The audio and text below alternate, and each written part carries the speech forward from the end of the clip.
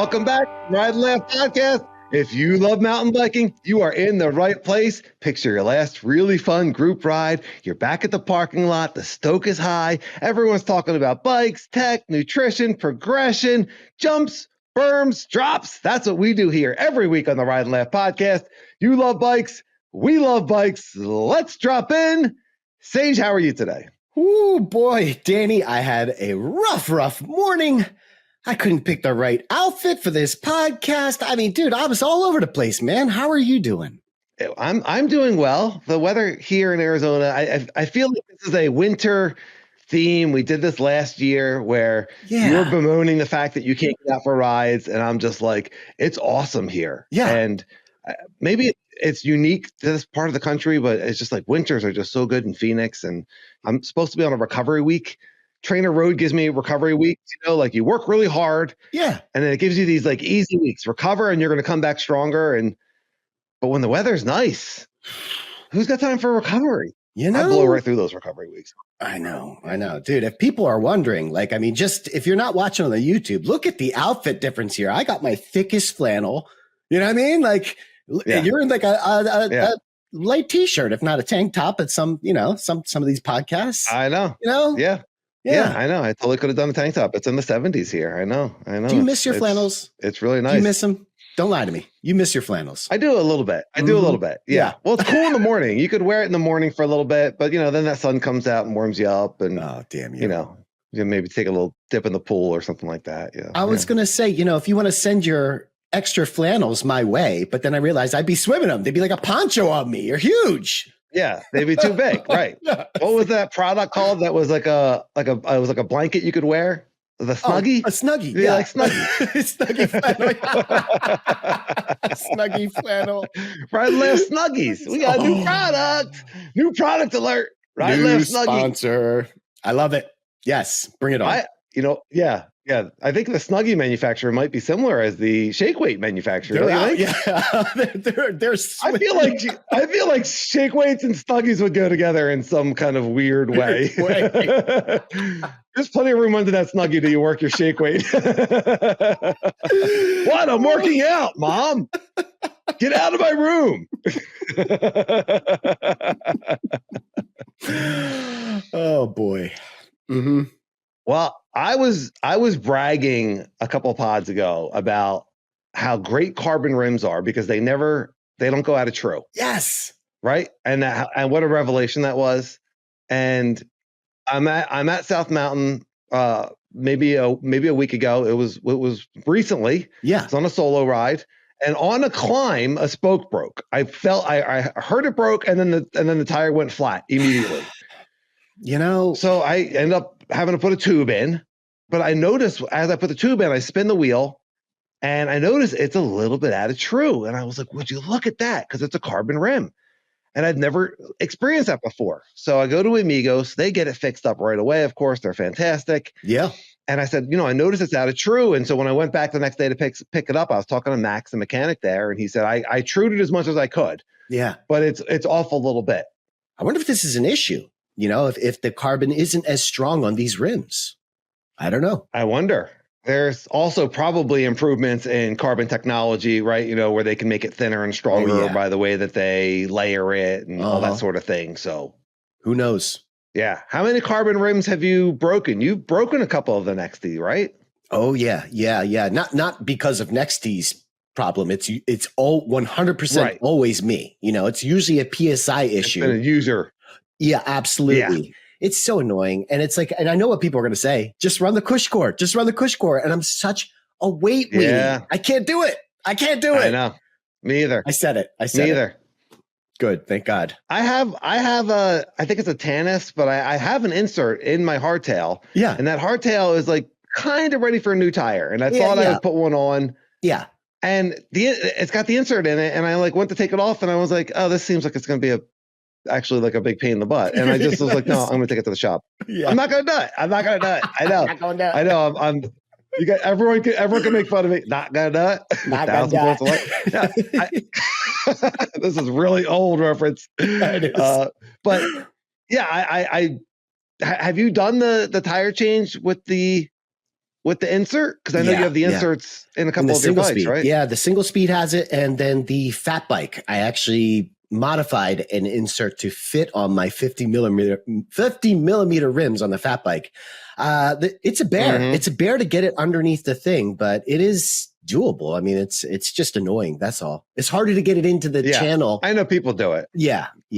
And most of I would say the majority of the riders that I meet here in Arizona do run some sort of tire insert, cush core or tire insert, and they just deal with it.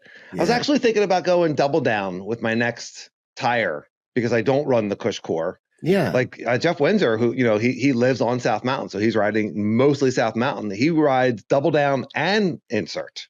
Yeah. I know.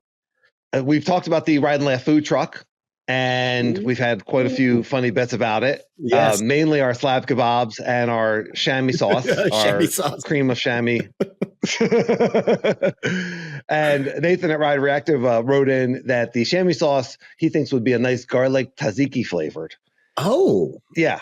And if you listen to the Mountain Bike Q&A interview with Nathan, at the end, Johnny gives Nathan a whole bunch of these like quick questions. Yeah, I forget what he calls them, but just these, Yes. And one of them is about like his favorite food or sandwich or something like that. And Nathan goes on for like 5 minutes, but with like the most mouth-watering. I'm like, dude, you need to open a restaurant. Like these foods. First of all, I don't even know most of these foods, but they sounded amazing. Yeah. And sure enough, he comes out with the, that the the chamois sauce needs to be a nice garlic tzatziki, which I think sounds delicious. Yeah, it sounds delicious. Right.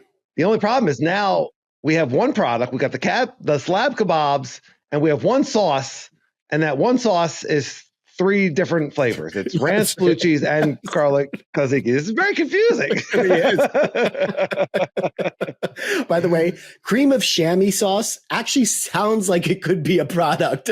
I gotta tell you, it just rolls right off the tongue. Like, what do you want? Oh, the cream of chamois sauce? Yeah.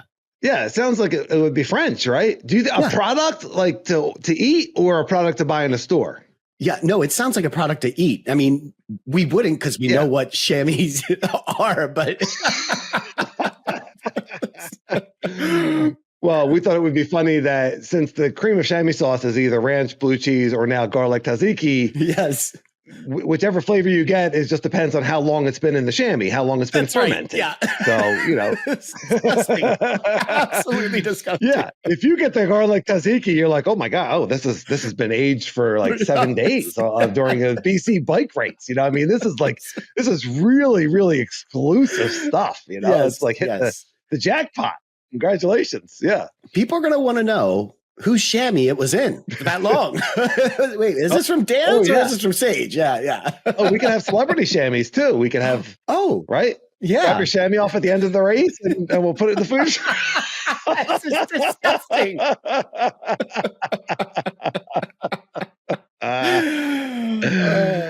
Oh, man. Oh, boy. Where have we gone? How do you recover from this? You can't. I know. It's so gross, but it's so funny. Thank you, Nathan, for the recommendation. Yes, thank you, Nathan. A real foodie. Yes. Yeah, I'm so glad that we could take your idea and make it sound absolutely repulsive.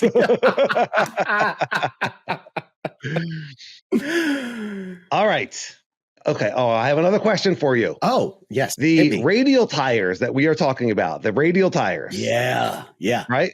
The company that manufactures them, how do you say that word? Because apparently I don't know. And of course I don't know because it's not English and I only speak English and everyone knows that. Yeah. Barely speak English. I don't know the proper pronunciation, but I go by the slang term, which is the term that most mountain bikers use, is Schwalbe. Yeah, but I don't know if that's actually how it's pronounced. But like if you're like talking down the mountain, but what do you run in the Schwabes, But I could be totally wrong. Okay. Yeah. Why? How do you pronounce it? I think I've been saying Schwalbe or something like that. Like Schwalbe. I definitely got a couple comments of Schwalbe. Yeah, it's definitely not Schwalbe. It's German. The Germans right now, they're like, nine, no Schwalbe, nine Schwalbe, that's French. You've been scarred so many times by the French. You're like, no, I'm going to overpronounce these. So much. Yeah. Benoit's like, no, dude, no, it's not Schwalbe. It's not. It's not ours. It's German. It's Schwalbe. Well, Benoit, and all of my French listeners. Yes. And German listeners, I apologize for butchering your fine languages. Yes, yes. I got that flat in my Schwalbe, and it wasn't the tire's fault. The spoke went through the rim tape, and so it went flat. And so I put a tube in, and I'm at South Mountain, and I was like 3/4 of the way down this ride, and I was going to bomb down National. Like that was my plan. Was the end of anyone that hasn't ridden Phoenix or National Trail, like you climb up. Almost like 80% of the way up is 90% is a climbing. Yeah. And then the way back is just like really fun. It'll take you, it could take you an hour and a half to get up. It could take you 20 minutes to get back. It's just really fun, but it's chunky. And so I put a tube in. So I'm like, I got to inflate this thing to hold. Yeah. And so I usually run my downhill, my rear tires at like 24, 25. And I've been running the Albert Radial, I'm trying not to say Schwalbe, at 2 PSI more. Everyone's been saying 2 PSI more, because of the Radial. And so I've been running that at like 27. I think I even ran it at 28 because South Mountain, I was just like, and so I put the tube and it was like 30 or 31. And dude, I think that's the right PSI. Like if that actually, I'm like scarred. I'm thinking like the more I want to go as low as possible, and the more I inflate, the more I'm going to bounce. Yes. You know what I mean? Like I'm just like having a hard time readjusting the PSI needs for these radial tires. I'm not going as high as I should because like mentally I can't. I'm like, let me take a little bit out. But I think I just need to commit to this higher PSI. Like I can't really give a good review of these tires yet because I don't think I'm actually putting enough air in them. I know. Here's an embarrassing bit to add to your story. I used to like, yes, I have a tire gauge and blah, blah, blah, but I'm also notorious for like just doing the squeeze test. And like, yes, I'm putting the air in the tire and I'm doing the squeeze test. And the thing is, it feels so stiff. Like the sidewall feels like rock hard, but it's not about the sidewalls on these radials. It's about the tread. And even when that sidewall is super stiff, you push your finger into the tread, it's still very plush. I don't know what kind of witchcraft they're using over here at Schwalbe, but it's amazing. And I'm glad that you had that misfortune of getting a flat so that you could figure out that the higher PSI was actually the right thing. I'm a little surprised that it was 30, 31. That's crazy high. You're like a downhiller. I'm going to try it. I'm going to try 30 on my next ride and just commit to it. And maybe the front, usually I run at 22, maybe I'll go 25, 26. Like that feels so weird. Yeah. But I got to give these things a fair chance because I haven't really been loving them. Yeah. We were wondering if that fall I had at Old Man where the wheel really got stuck. Yeah. Like I'm wondering if that extra traction at the wrong PSI maybe actually like helped me not make that turn and then, contributed to that fall. I don't know. Listen, again, this is, when I say witchcraft, I mean absolute witchcraft because it really doesn't make sense. I really don't understand how they're able to do it. But what I'll say is engineering. Yeah. What I'll say is, people always say like lower tire pressure, the lowest you can possibly go. And I'm not sure that I always agree with that. I want more traction, but having it so low that you do get too much traction could be an issue. And you experienced that on that trail of like having that tire just like not kind of like folding on itself. Like clearly you've gone too far type of a situation. And I don't understand how this stiffer sidewall helps so much, but I've definitely noticed a difference. Can I continue to buy these tires? I don't know because they're very expensive. And I did like my Basanite tires that I was running. So I don't know that I will continue to buy these tires, but it's not because the tires aren't awesome. Like I've been totally blown away. I really have. Yeah. I'm curious. I read mostly positive reviews on these. Ride Life 1 at Gmail and YouTube comments on anyone that's tried them or is interested in trying them. We all geek out on different tire combinations and what works best. And as far as the inflation amount and how low we can go, and that's why a lot of people like Cush cores because they can go lower, get more traction. Yeah. But a lot of that depends on not only your riding style, but where you're riding.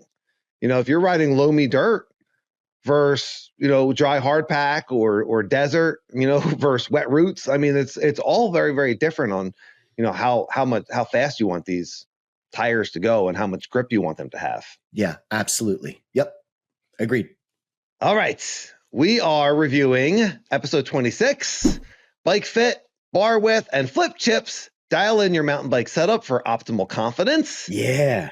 And on that episode, I admitted that one of the things I worry about is wearing out my cassette, especially on South Mountain when I'm climbing and I'm using the same 3 gears. And we had 2 comments, one from Nunface. For SRAM cassettes, it's not ridiculous to worry about wearing out the biggest ring. It's aluminum, the rest are steel. I try not to climb in the lowest gear because the XX1 cassettes are $400. So Nunface is on board. Yeah. Yeah. And also, why are we doing aluminum and the rest are steel? That doesn't make any sense. Aluminum is such a soft metal, but it's such a soft, and that gear takes so much torque. It makes no sense. I don't think. No? You know what? We'll have to have our physicist listeners write in, because that gear you're spinning as fast as possible. Yeah. So I think it's less torque. Like, you're not standing up and hammering in that gear. You're sitting and spinning.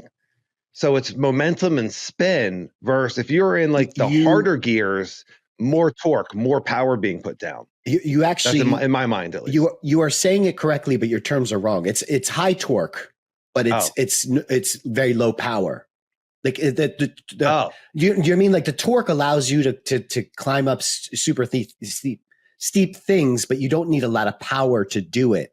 So could you easily explain what torque is then? Man, I know. I think I'm misunderstanding. Yeah, I know I would get it wrong, but when you have a car, and you're in those lower gears, those are high torque moments. Like when you're towing something, right? You want to put it in a lower gear. You don't want to put it into a high speed gear.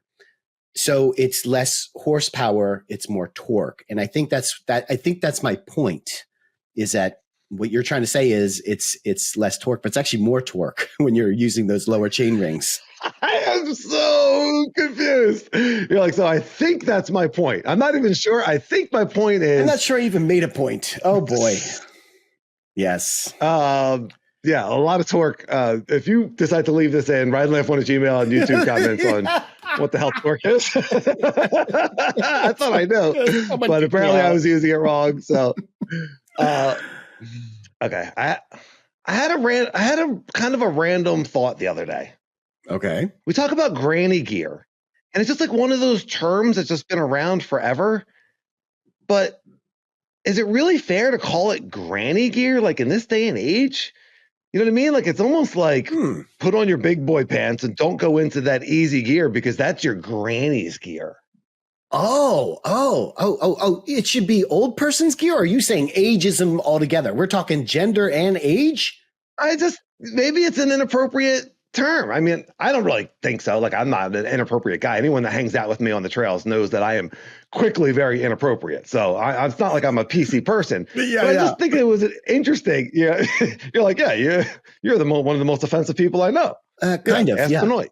But I do wonder where that came from. You know what I mean? Like, because don't you think the granny gear came pre 12-speed? It's always been the easiest gear. It doesn't matter how many gears you have. The easiest gear on your bike is the granny gear. It's always been the granny gear. Yeah, because like even your grandmother could push this thing, I think is the point. Actually, yeah. Right. So is that sexist? Yes. Is it ageist? Yes. What should we be saying? Easiest gear, I guess? I just think it's kind of funny that, like, grannies are kind of catching slack here. What if Granny's right in? RideLife1@gmail and YouTube comments. Granny mountain bikers. Demographic, yes. Yeah, the grannies are taking out that gear. They're just like, forget it. I don't even have a granny gear. You know what I mean? Like, you're gonna teach these whippersnappers a lesson. I mean, how many grannies are we turning off from the sport? As we get older, our female listeners are laughing right now. You could be a granny someday. Yo, excellent. It's not gonna be so funny then. Okay, yep. You know what? I see where you're going with this now. Yeah. Maybe we're being kind of like elitist when we say granny gear.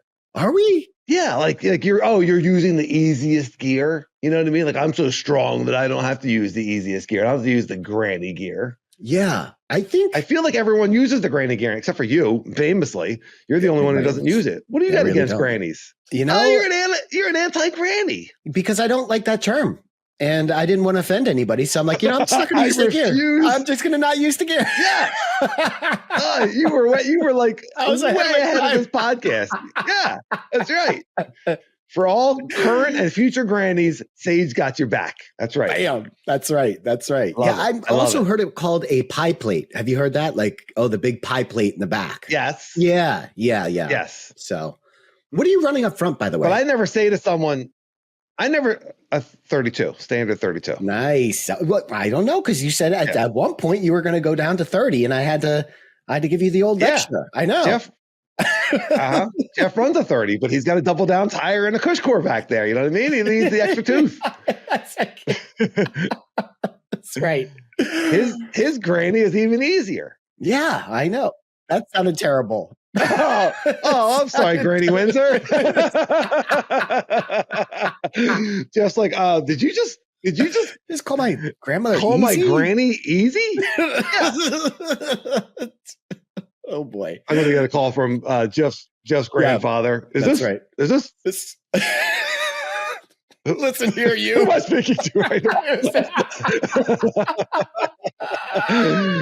You're like, look, Grandpa Windsor, I don't know how to explain this. It's mountain bike culture. It has nothing to do with your wife. I'm sure she's a little bit. I'm digging a deeper and deeper hole here. Yeah. Right? Watch yourself. Yeah. Yeah. The whole Windsor family's going to come after me. After you tried to jinx him last week by getting him to fall. And now here I am, belittling his grandmother, his lovely grandmother. Unbelievable. Angel of a woman. Yeah, and she probably has very high torque. She can get up those climbs, no problem. I guarantee you. You should see Granny Windsor run. Why is this bit so long? Jeff's like, move on from this bit, please. I don't know, Jeff. It's pretty funny. That's why it's so long. I can't help it. Yeah. All right. Granny gears. Oh, so that's what I was going to say is that you will actually, I will turn to a friend and be like, oh, I just rode that climb in Granny. Right. I did that feat. I've been in Granny gear or I was looking for another gear after Granny. Like my legs are so tired. You never say that pie plate. You never say I just rode that gear in pie plate. It doesn't really work. No, it does not. It doesn't. It works. I rode that gear in Granny. Yeah. Yeah. I think it's just here. I think it's just here to stay. Like, I don't think anyone's getting rid of the Granny gear. I don't know that anyone's offended. You are literally the first to bring this up. You are ahead of your time. I'm offended for the future grannies.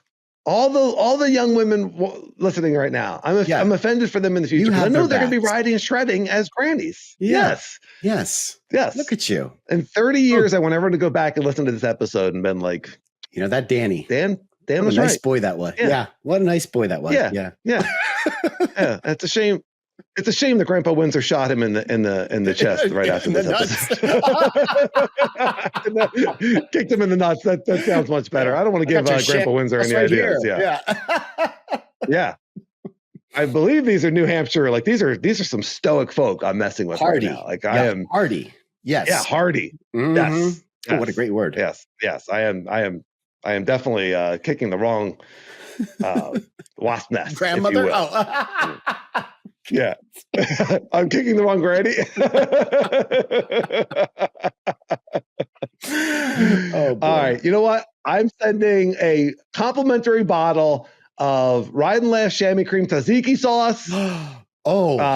Fermenting for 3 weeks, 24-hour races. Yeah. I'm going to send that right to the New Hampshire Windsor.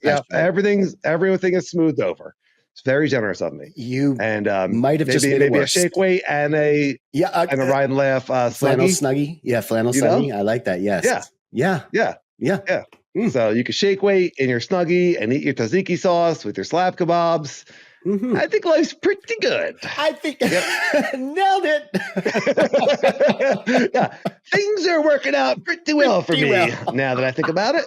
Yeah, that's right. What's the best that can happen, everybody? Yeah.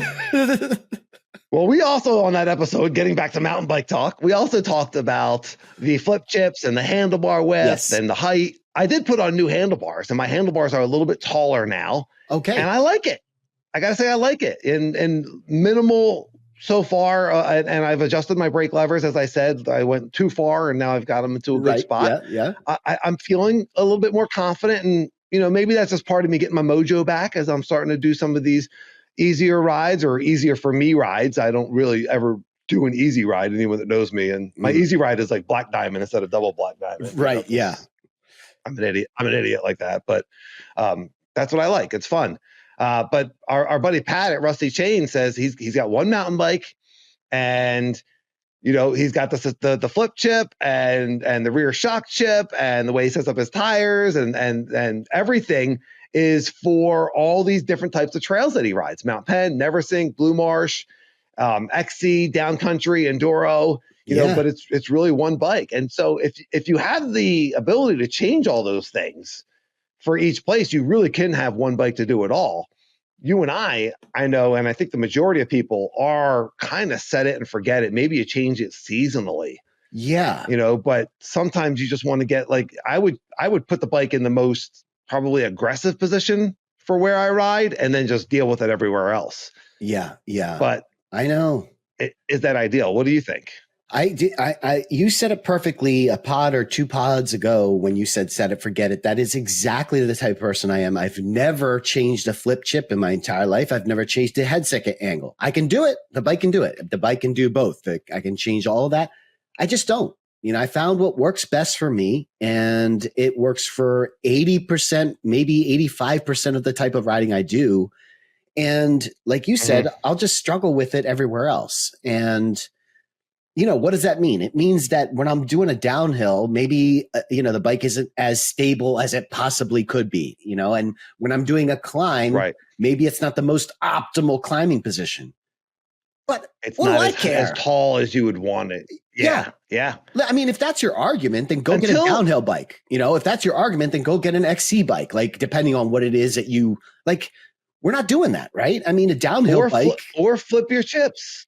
Flip your chips. But you're talking a millimeter. The thing with I see what you're saying. That it's not enough to really affect you.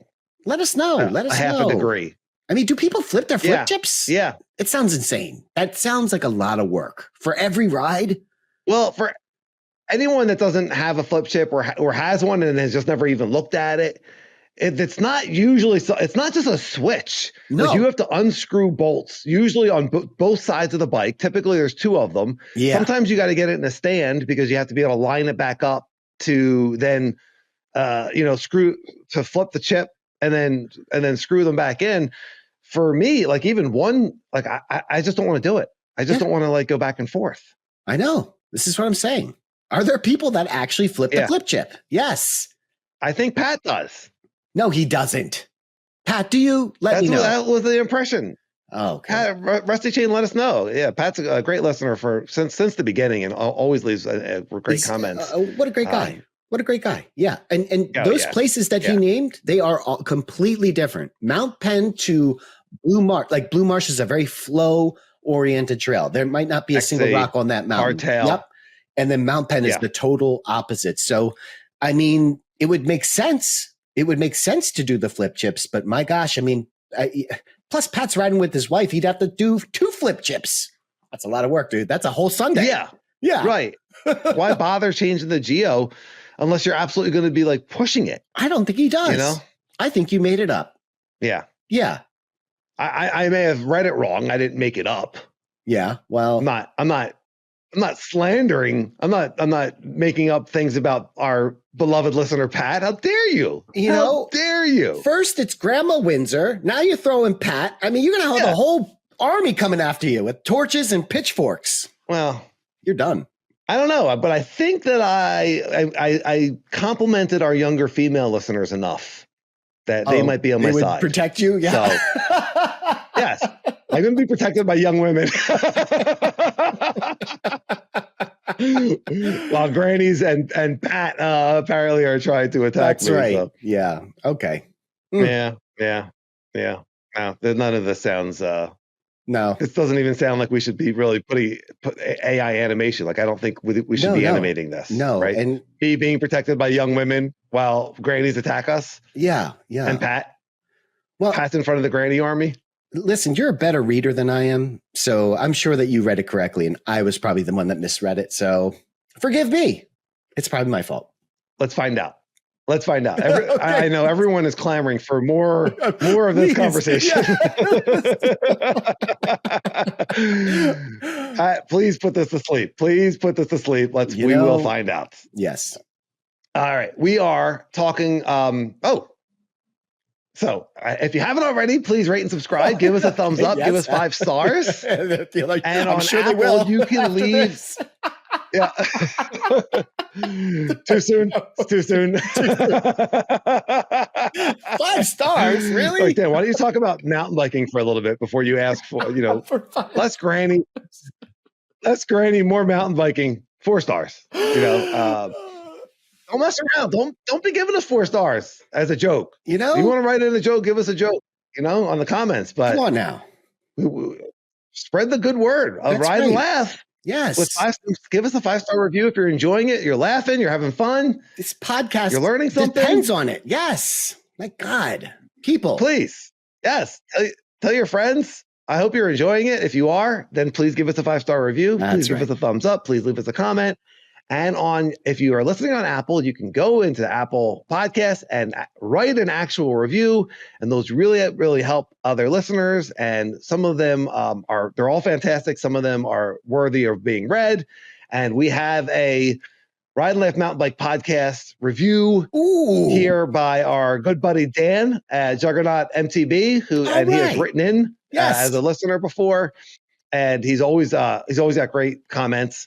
And his review was equally great. And he says, "What can I say about Ride and Laugh podcasts? In a world full of podcasts dominated by self-proclaimed experts on every topic under the sun, the RNL podcast is a welcome respite from infomercial overload. Ooh. Dan and Sage, while knowledgeable, are more interested in having genuine conversation about rides, tech, bikes, skills, and mindset than convincing people that widget A is superior to thingamabob B. Mm-hmm. They're your riding buddies or the kids you rush through your homework to hang out with." Yeah, dude, absolutely nailed it. Thank you, Dan, so much. I actually, not that there was anything to agree or disagree with, but I actually love his synopsis. Is that the right word? The overview that he gives of the podcast. I really do think that is where our strength is. Like, we don't do product reviews. We'll talk about products we use, but that's not like you're just getting someone's opinion on someone's product. And that's not really our strength, but man. Well, we could do product reviews. Like if a product, product managers, if you're thinking about, having Ride Laugh products, for the love of, my gosh. We certainly could do product reviews. We will give an honest review. And I think that's what Dan's saying is that these guys are going to tell it like it is. Yes. I did think it was funny to read this review right after we had all that silly granny talk, and it said in a world full of podcasts, this is a welcomed, rest from that. Like these guys are just big dumb idiots. But that's not what he's saying. He's actually saying that while we're knowledgeable and we've been riding for a long time, we're having genuine conversations. And I love the part where he says that, we're your riding buddies. Listener, we're just like your riding buddies and the kids you rush through your homework to hang out with, that's awesome, man. That definitely warms my heart. Thank you, Dan. It was really, and Dan is an amazing writer. Like Dan's comments are always so good. If you're not reading the comments on the YouTube, we have a whole bunch of listeners that write in just like fantastic stuff. And Dan's one of them, but this is just, I'm flattered and honored. And this is why we do the podcast. It's just awesome. I know. It is crazy. I do feel like a lot of this is like we're learning on the job. Like we just got hired and we're learning on the job. Like I have changed so much as a writer, and my opinions and everything has changed so much because of our listeners. I mean, this podcast is run on feedback. It's run by questions and the answers that we get from our viewers. And hopefully we're all benefiting from all of this. And, and every so often we'll throw in a joke. So yes, thank you everyone for contributing. Yeah. Yes. Yeah. Yeah, I love it. We're all here to get better. And, you and I have said many times that what is different about this mountain bike podcast is obviously that you and I and our banter, and what Dan's pointing out is that, we're such good friends, but we love to make these jokes where we're bringing everybody in, everyone's included. So, if you're listening, like you're in the team, you know what I mean? Like you're one of us. Yes. Absolutely. Yes. But we also really get into the mindset stuff, the things that like kind of keep us awake, about mountain biking and where we can progress from that standpoint. And the fact that we know how that everyone can get better. We know that everyone can have more fun. We can know that the stoke can just get better and better. There's no limit. Unlimited flow in the bike, flow in life, and the synchronicities between mountain biking and life is just something really, really special there. I marvel at it in my personal life all the time, is how mountain biking is here to show me things that will improve me in my personal life.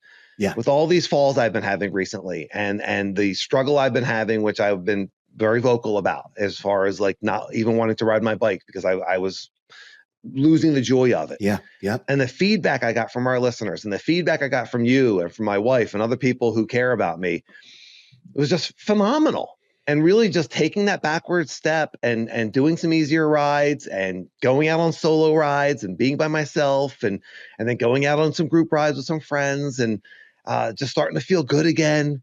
Have a few rides where you don't fall and just be out in nature. I mean, it's fantastic. And like very quickly, my mojo is coming back. My confidence is coming back. Maybe I changed the handlebars a little bit. Maybe that matters. Maybe it doesn't. But in my mind, I'm like, okay, now I'm good. I got my handlebars are 30 millimeters taller. Now I'm good. Problem solved, Yeah, but yeah. So much of that is just like that mental where we are. And that's what the Ride and Laugh podcast is. It's our journey. And I think a lot of people can relate to it. Yeah, I would agree. I mean, the bikes and the components, accessories, all this stuff, I mean, that only takes you so far, right? Like I to me, the most important things to me in mountain biking, but in all of cycling and pretty much any sport, it's fitness, right? Fitness plays a huge role, but mindset. You could have the most expensive, S-Works decked out bike in the world. And if you don't have good fitness, you're not going to enjoy the bike. And if you don't have good mindset, then none of it matters. It really doesn't. You made a really interesting comment about the bars, and that is an accessory. That's a mountain bike part. But you quickly said it helped me with my confidence. Well, confidence is mindset. Confidence is mindset. And that's what we're doing here. So the handlebars gave you a little bit of push to give you the confidence to do something. And I can't tell you how many times I've failed at things on the bike, and it's because it wasn't right upstairs first. Yeah, it's belief system. Right. So if I'm putting different handlebars on my bike and they're a little bit taller, and in my mind now I believe that this is going to help me ride tech. Exactly. Then I believing that is going to make me a better rider. Right. And so that's something that we talk about, you and I, in our personal lives, on our other conversations all the time, and in mountain biking even more. Is that belief system. Yeah. What do I believe? And when we start butting up against the limiting beliefs, is that true? Right. Is there a limit to how good of a rider I can be, how fast I can go, how well I can corner, how much fun I can have, whether or not I can jump, whether or not I can get through tech? Is there really a limit there? There's not. If we just change those belief systems to anything is possible and we're unlimited. Yeah. That's Ride and Laugh is unlimited abundance, unlimited stoke, unlimited progression, unlimited fun on the bike, and see what happens. And I was stuck in like a very limited kind of mindset because I had fallen. I started to get belief systems that I wasn't good enough. And that was triggering all sorts of other things in my personal life.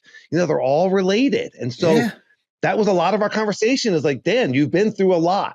Off the bike, you've been through a lot this past year. Yeah. It's all connected. And so like, let that stuff go, flow in life, flow on the bike, flow on the bike, flow in life. It's beautiful. Yeah. I love it. So grateful for mountain biking. Yep. Wow. Well, thank you, Dan. If I didn't say it already, thank you, Dan, for that fantastic review. And thank you, Dan. And anyone else that's listening on Apple, please go in and leave us 5 stars and leave a couple nice words on the review. It really does help to spread the word, the Ride and Laugh word. I mentioned a couple times I went riding with Jeff and Joe earlier this week on my recovery week. We went and did a massive ride at South Mountain where we climbed National Trail. Yes. And Joe, anyone that's heard me talk about Joe as a rider, he's phenomenal. Yeah. You know the feature at the Bermuda Triangle that Jeff and I worked like forever at, where it's the lift onto the rock and then the steep. Yes. Joe tried that for the first time because he's usually just blowing through there like before work. He's going so fast. I think first time got it, like bam. Of course he does. And then of course he did, you know? And then coming back, I've seen video of people gapping onto that, where they're kind of like bump jumping off of a little rock right before that. So they're jumping up onto that rock and then just flying down it. And the rock is sketchy. Like it's not one rock. It's like 4 rocks put together. Yeah.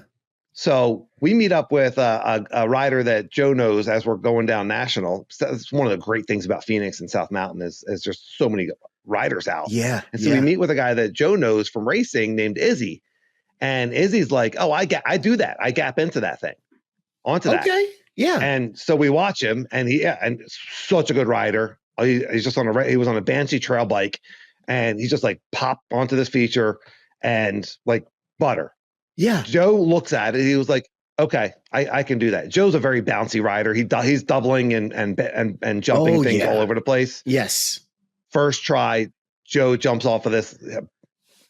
I don't even know what they're jumping off of. I mean, it's a South Mountain jump. You know what I mean? Like, just phenomenal. So I got to give Joe his props, man. Like it's really cool. Like really high level, really, really high level. Yeah. I know. Look at that. I mean, how inspirational is it when you see a buddy of yours that you trust and they do something and it's like, I got it too. You know, like we do that for each other all the time, you know, like him and his buddy Izzy. The fact that there are 2 people that are at Joe's level is like beyond, you know, believable is really the point. Like the fact that there was somebody else better than Joe was like, whoa. Yeah. There's phenomenal riders out here and riding with better riders just gives us the opportunity to be better. We talked about that. Certainly inspires, you know, like the going up that same feature, I saw Steph's husband, Mike, do that. You know, when Jeff and I were riding, Jeff was like, watch how Mike gets up this. And he did it. Yeah. And I was like, oh my gosh, I couldn't believe it. And then a couple months later, Jeff and I were doing it. Right. And sure enough, I get home from that ride and Jeff sends me a text and he was like, hey man, like, I think that might be in our wheelhouse. I think we might be able to jump onto that thing, you know, seeing Joe do it. Yeah. And it's just like, and I was like, yeah, kind of thinking the same thing. Like, I'm not committing saying I have to do it or I'll be disappointed if I don't. No. But yeah, we don't say that. Planted the seed now. We've now planted the seed of what's possible.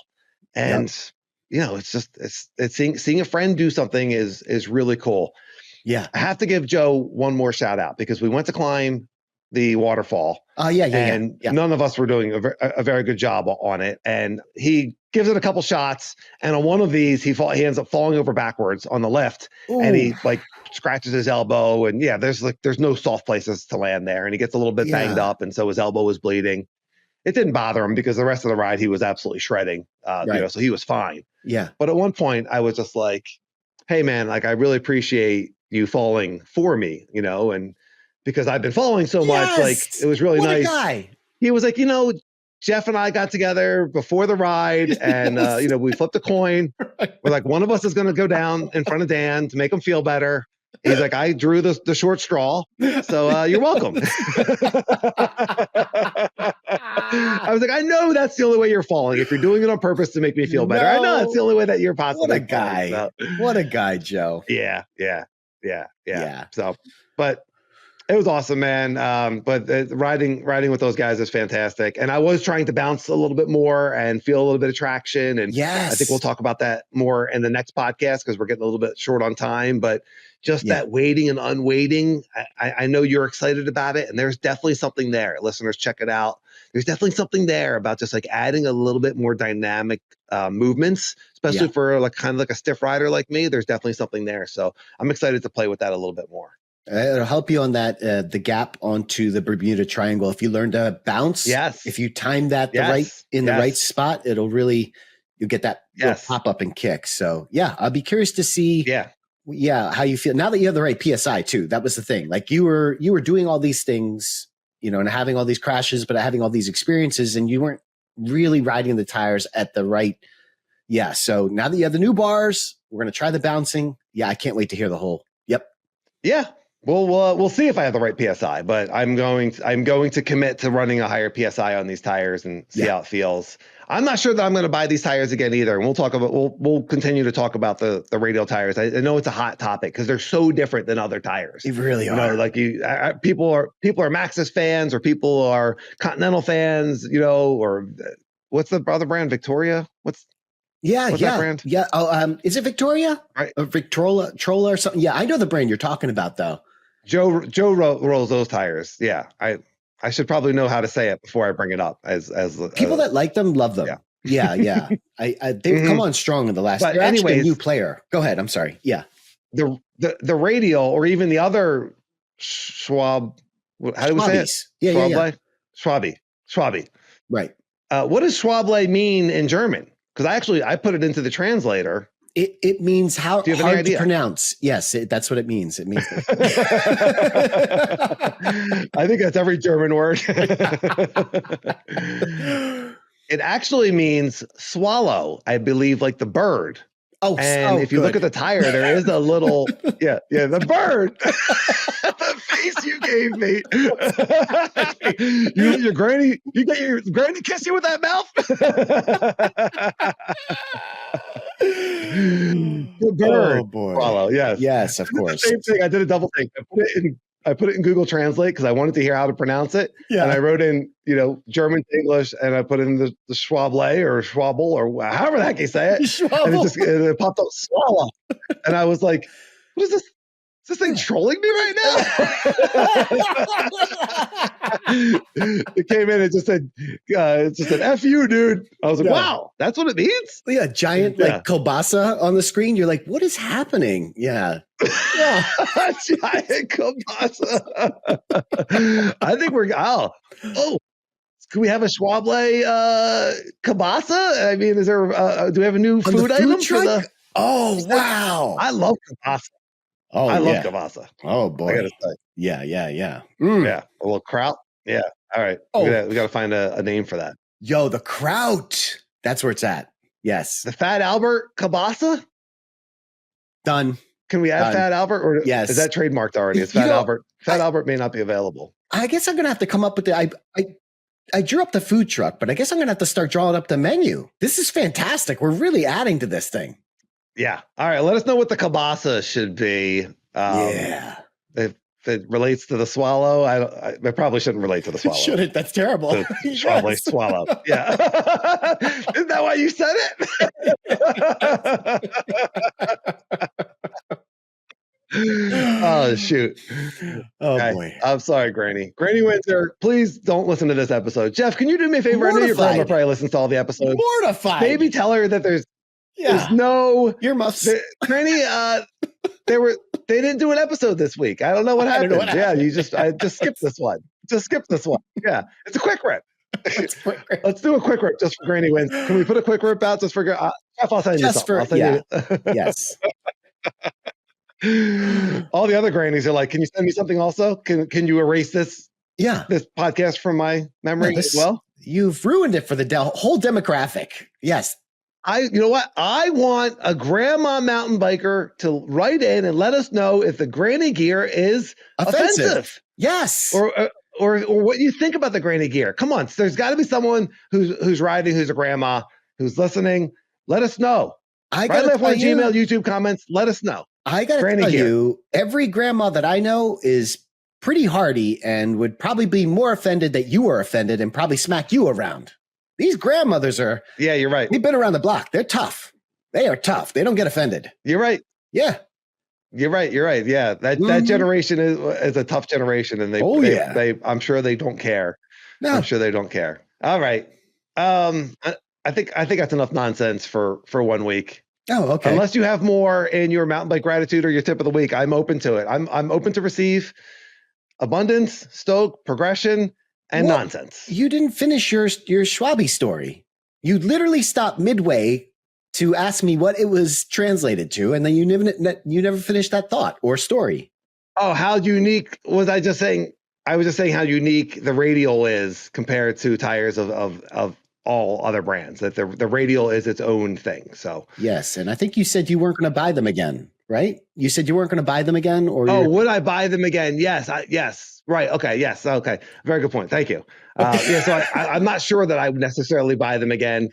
It's Black Friday, so yeah. I've been looking at tire deals, and Jensen USA has Maxxis, and I've always liked Maxxis. I really like the Continental Crypto towels. Yeah. But I've been thinking about like going with a Max Grip Double Down. There's so many terms. Oh my gosh. But I don't know. I've seen high level riders on all sorts of tires out here. So, just like the bike, the good rider can make anything work. And, we're looking for that 1% advantage, that when you're trying to get up a climb or you're trying to pick up a little bit more speed or a little bit more confidence.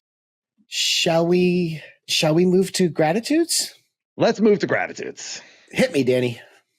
Well, I talked about the flat tire that I got on my ride. Yes. And I had a new tube in my pack that I had not used before.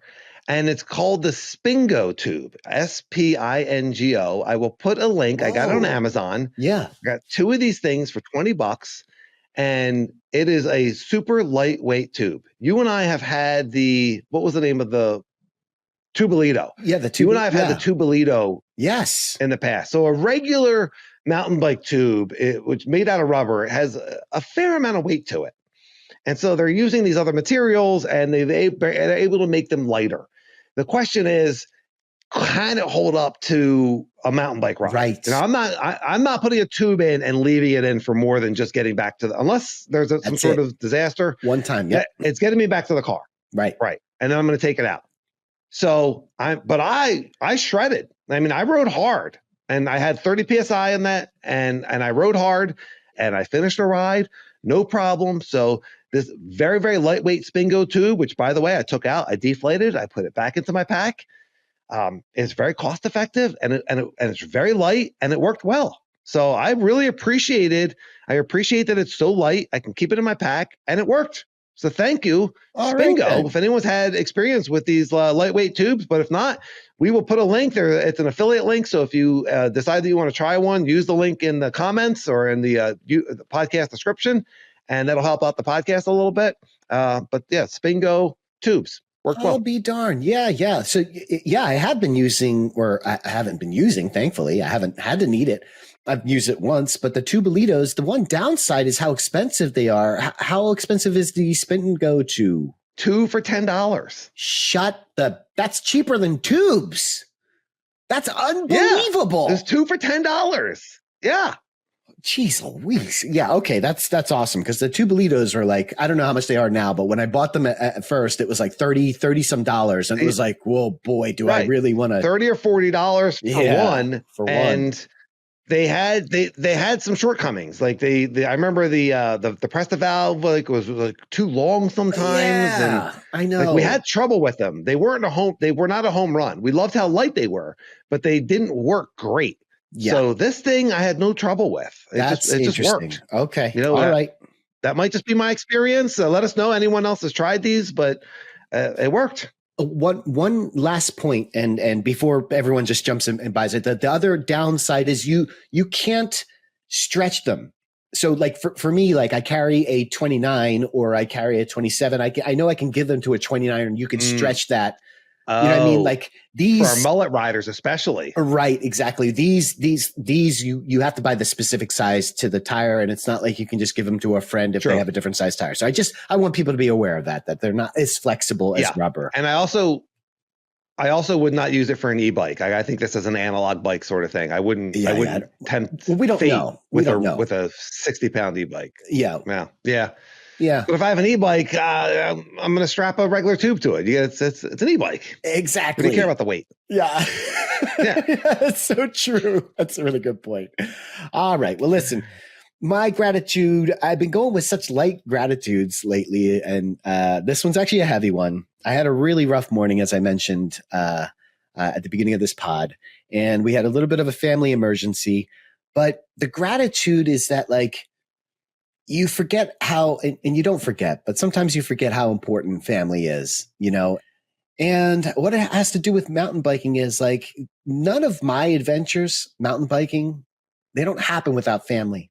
You know, all the people that make it happen in the background, you know, my ex-wife at this point, but my children, like these people making sacrifices to let us enjoy what we're doing. And yeah, every time that you get a chance to say, I love you and thank you, do it, because family makes this all happen. It really does. So go kiss your loved ones. It's a good day.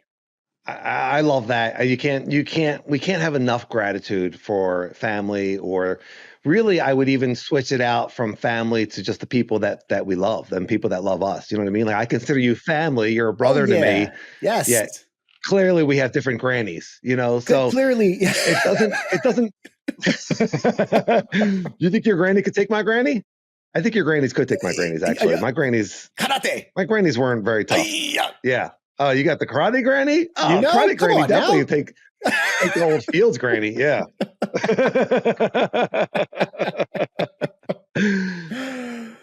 Life is about connection. And that's why I love when we have the segments on the podcast where we talk about that, where we talk about connection with other riders. We talk about connection with each other. We talk about connection with just ourselves and just those moments of peace and joy and flow and stoke on the bike.